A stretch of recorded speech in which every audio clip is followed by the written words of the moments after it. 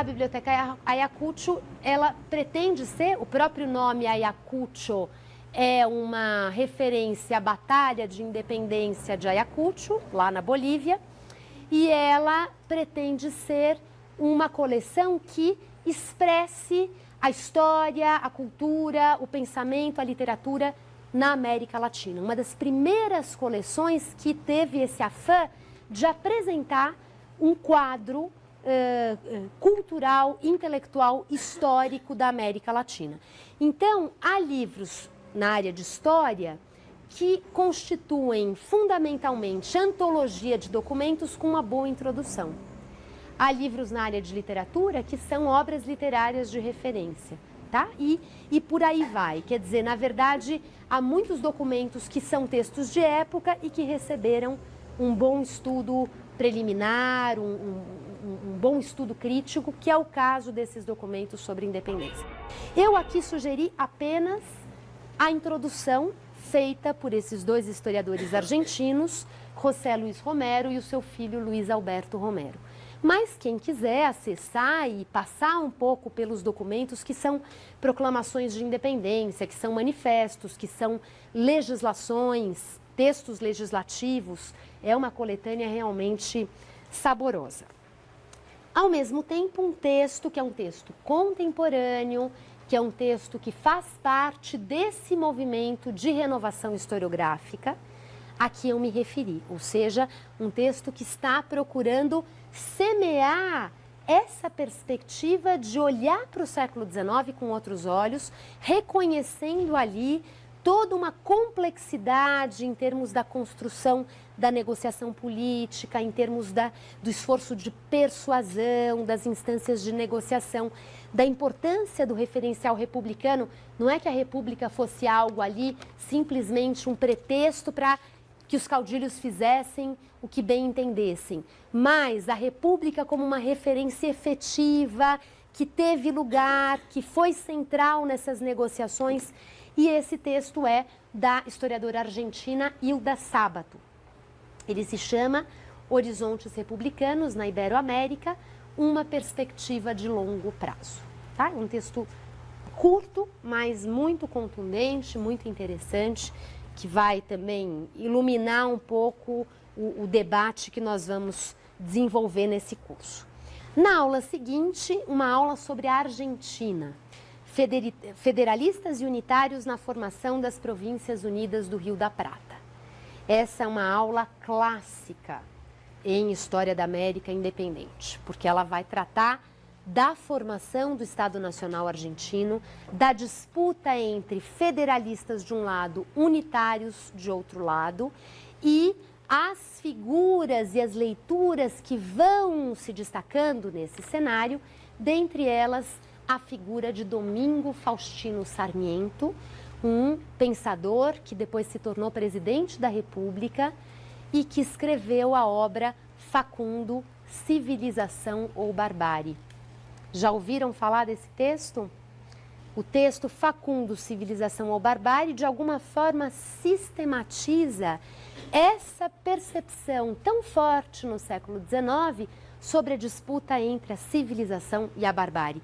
E ele vai levar essa questão para a Argentina, para pensar a realidade argentina e o que ele apontava como desejável para o futuro da Argentina. É um livro rico, fértil, instigante e que, ao mesmo tempo, é um documento de época. Ele é um documento primário e vai fazer parte da primeira atividade com documento primário do nosso curso. Na semana seguinte, nós passamos para o México. E aqui no México, nós vamos falar também da formação do Estado Nacional Mexicano, mas a grande questão é o lugar do indígena no México do 19. Tá? Grande questão é o lugar do índio e de que forma esse índio foi reivindicando um certo lugar, foi sendo visto pelos liberais, pelos conservadores e a forma pela qual os índios foram sendo assimilados ao Estado Nacional, porque os índios tinham uma maneira de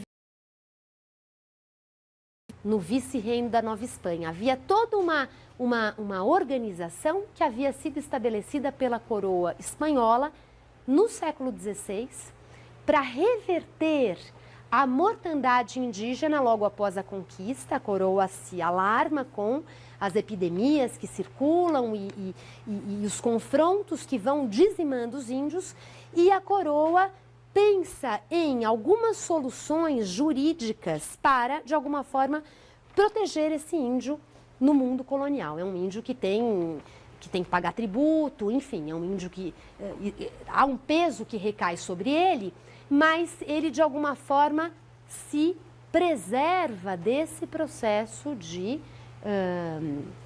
realmente de disseminação de doenças e de exploração da mão de obra através da encomenda, coisas que estavam comprometendo todas as sociedades indígenas americanas. E essa estrutura criada pela coroa no século XVI alcança resultados razoáveis, ao ponto de, a partir do século seguinte, a partir do século XVII, acontecer um processo de recuperação demográfica das populações indígenas da Mesoamérica. E esse processo de recuperação demográfica vai consolidando esse modo de vida, essa estrutura jurídica, essa estrutura das comunidades agrárias que haviam sido criadas no século XVI. Isso atravessa o século XVII, atravessa o século XVIII. Quando chegamos ao século XIX, o Estado Nacional precisa se definir sobre que postura assumir em relação àquele estado das coisas. Quer dizer, os índios permaneceriam convivendo com o Estado daquela maneira, e essa se torna uma grande questão do século XIX, que vai ser a ênfase dessa aula. Eu vou indicar, na aula, eu vou indicar textos de apoio que têm a ver com essa história do México, essa história da reforma liberal no México. Mas os textos que eu coloquei aqui têm a ver com essa ideia de pensar o tema das populações indígenas americanas no período contemporâneo. São dois textos. O primeiro, um texto muito interessante, muito sofisticado, do Jorge Pavés Ojeda, chamado Cartas Mapuche no século XIX, em que ele faz uma compilação de cartas escritas pelos índios Mapuche do Chile, especialmente do Chile. Tem também Mapuches que vieram para a Argentina e que também são recuperados nessa coletânea. Então, essa etnia Mapuche no Chile, também na Argentina, e que ao longo do século XIX recorreu largamente à escrita de cartas para negociar com as elites, negociar tratados de paz, negociar direitos, negociar territórios. E essa escrita de cartas, que vão muitas vezes mesclar idiomas, um pouco de espanhol, um pouco de Mapuche, há aí uma prevalência do espanhol, mas ele não é exclusivo. Essa escrita de cartas vai na direção daquilo que eu dizia a vocês, ou seja, da preocupação em reconhecermos a capacidade de agência dessas populações. Por muito tempo, a história dos índios na Argentina, por exemplo, foi contada como a história da guerra, da campanha do deserto. Ou seja, a história do momento em que os índios foram derrotados e dizimados no final do século XIX.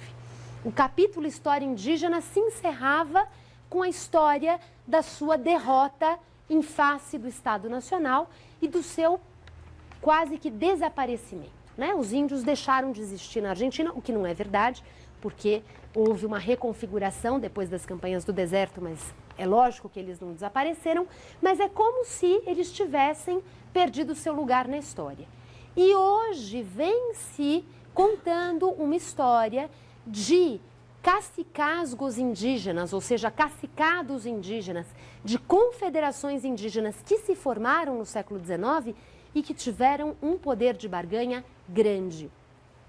Ou seja, esses índios lutaram, esses índios resistiram, esses índios negociaram e, em maior medida na Argentina, em medida um pouco mais suave no Chile, porque a coisa lá foi um pouco mais tortuosa, esses índios foram derrotados no século XIX.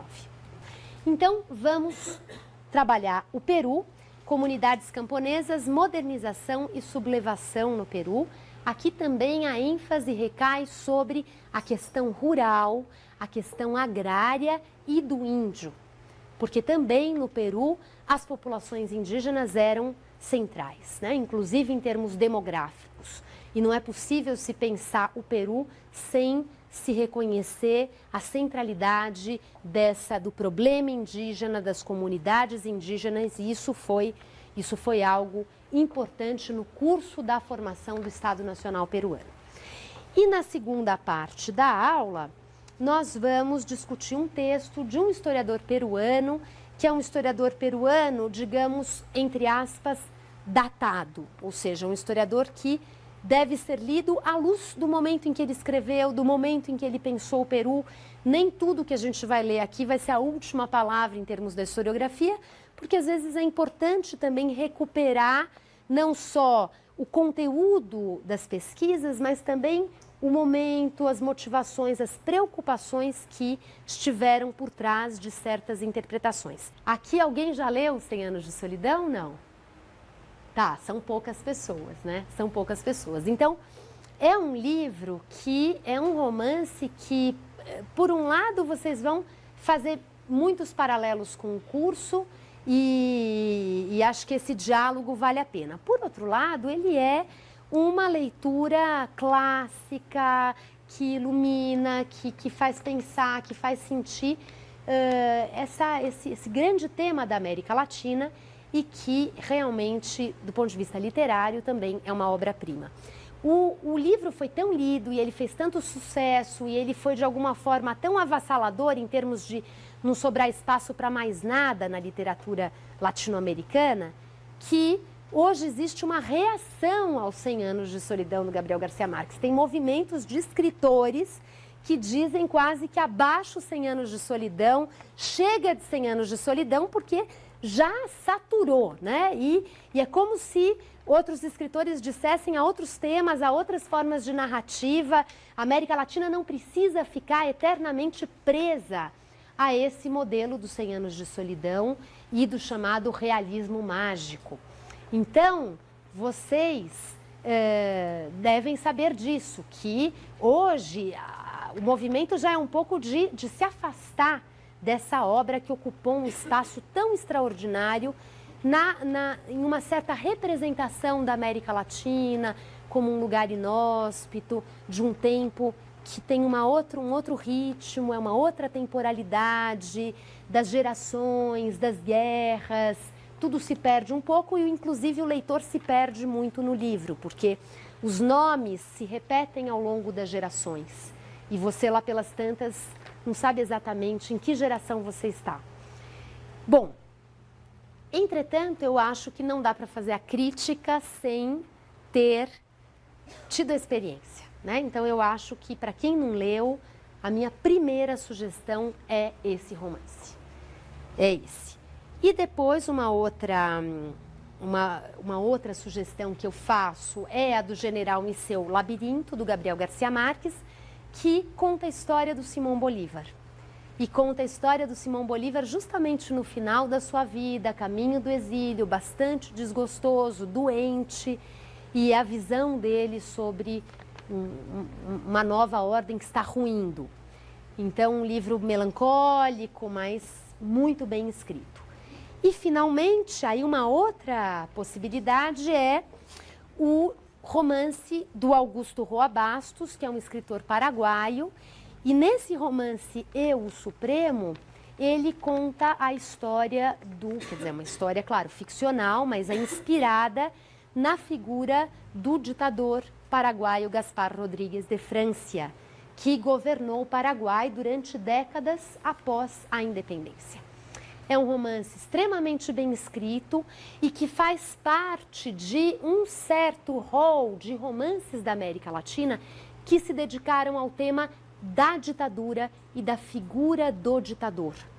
Há vários romancistas importantes dessa safra do chamado boom literário da América Latina, nos anos 1960, vários escritores do boom literário que escreveram sobre ditadores. Não gratuitamente, né? Claro que havia também um diálogo com as circunstâncias do presente, mas que muitas vezes foram recuperar ditadores do passado, como é o caso do Eu, o Supremo. Então, também é uma leitura grandiosa. Aula seguinte, uma aula sobre fronteiras, territórios indígenas e campanhas de anexação na Argentina do século XIX. Justamente o tema dos índios na Argentina e das campanhas do deserto.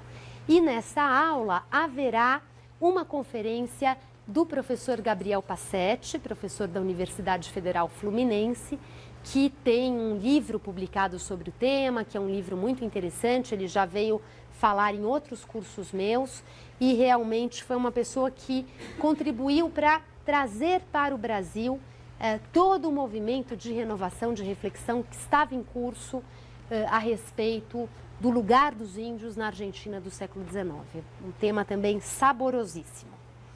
Como texto de apoio, um texto da Florência Malon, que é uma historiadora que tem muitos estudos sobre a temática indígena no Peru e no México, e esse texto, As Sociedades Indígenas Frente à Nova Ordem, é um capítulozinho da história da América Latina publicada pela Unesco e que apresenta uma visão geral sobre o lugar dos índios na América Latina no século XIX. Então fica como sugestão.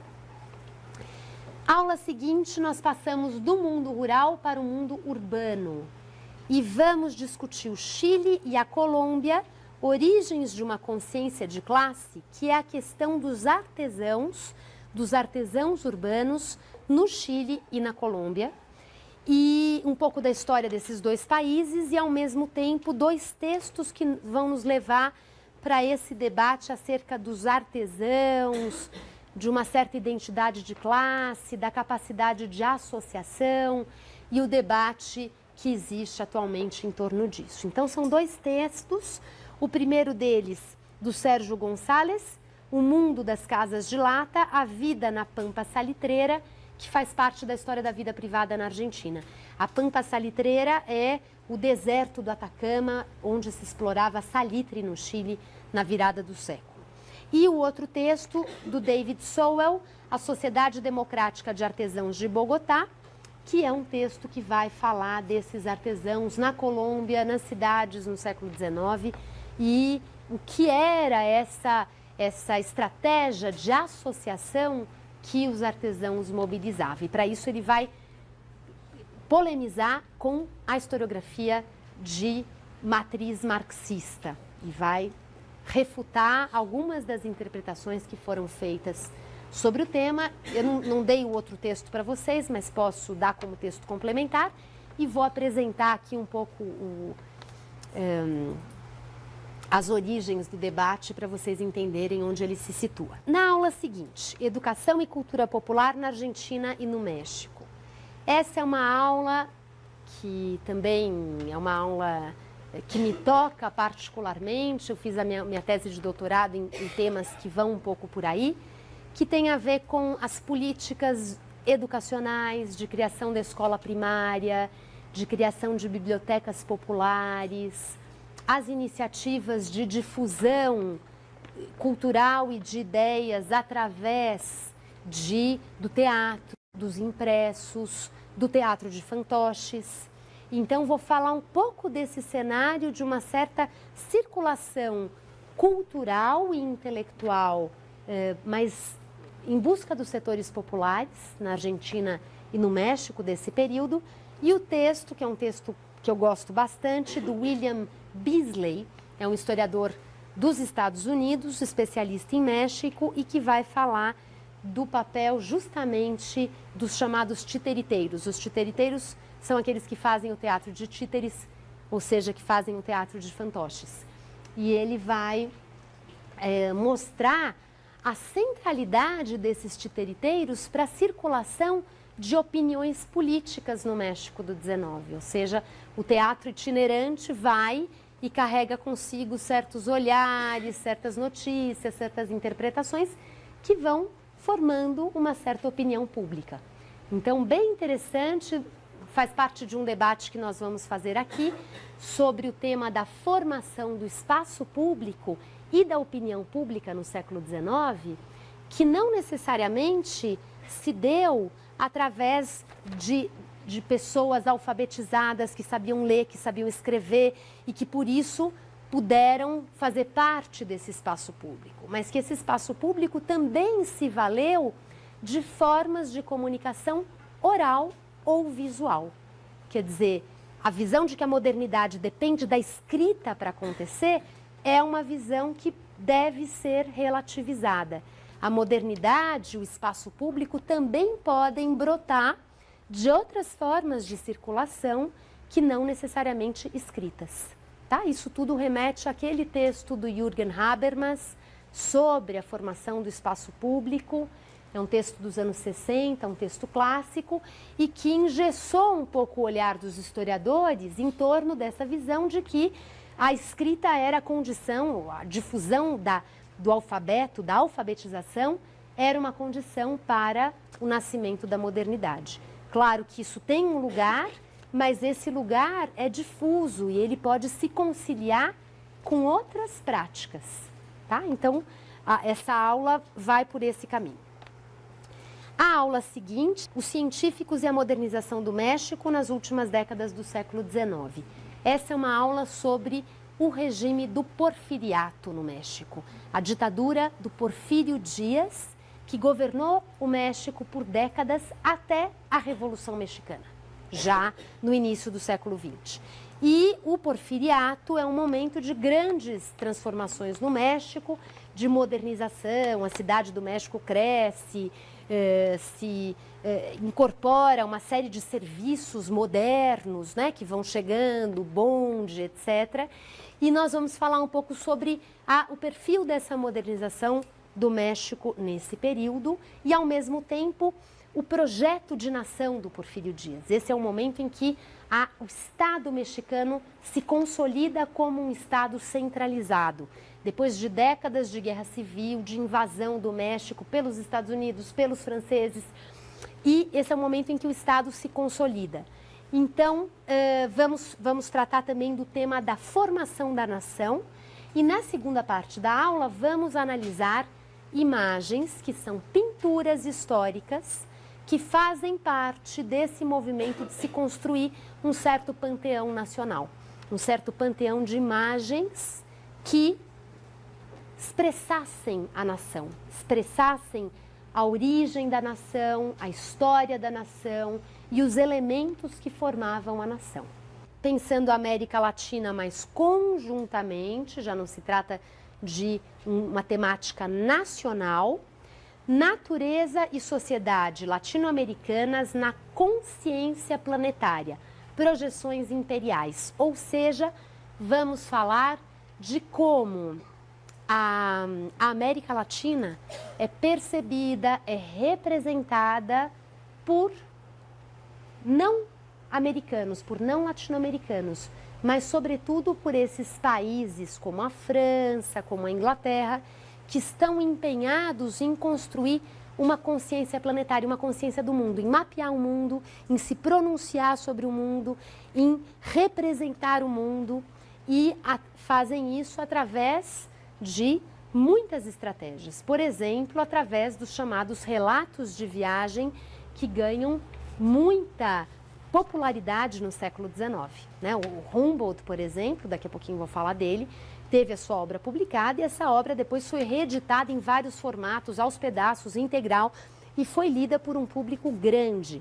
Então a questão é, o que é essa América Latina aos olhos dessas projeções imperiais? O que essa Europa que se expande, que é imperialista no final do século XIX, que quer formar grandes impérios, se expande para a África, para a Ásia e olha também para a América? Qual é o lugar da América Latina nessas projeções?